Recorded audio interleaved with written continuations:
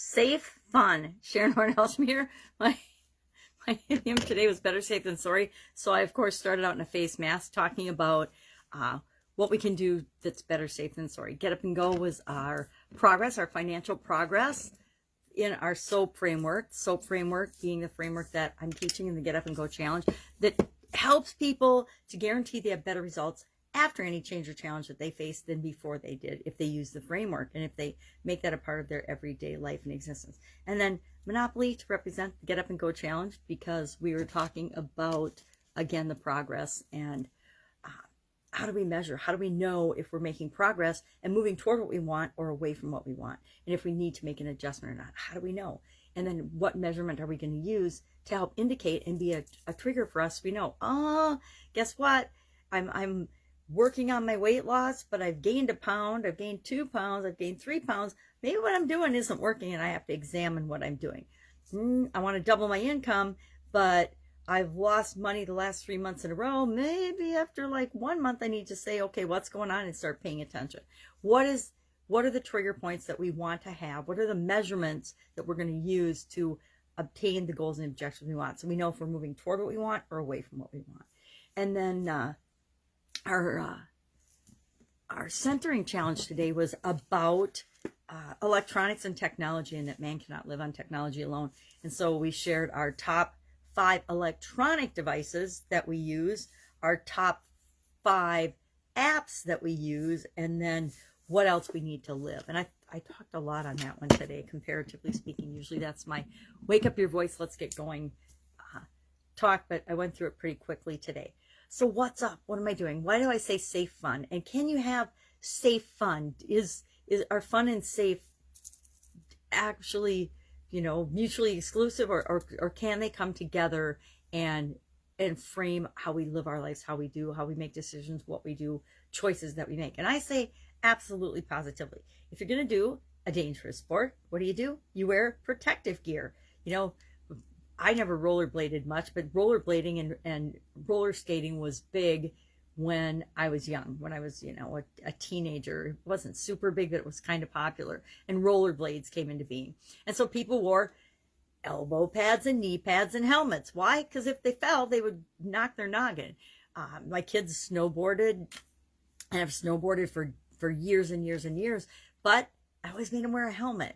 And you'd wear gloves and coats to protect you from the cold. Well, you wear helmets and things to protect you from falls and head injuries. Bikers now, almost all bikers wear helmets. When I was little, nobody wore helmets. The helmets were, I don't even know if they had helmets for anything besides motorcycles and pilots and things when I was younger, when I was growing up. That's making me sound really old, isn't it? Well, I guess I am pretty old. I'm cool with that.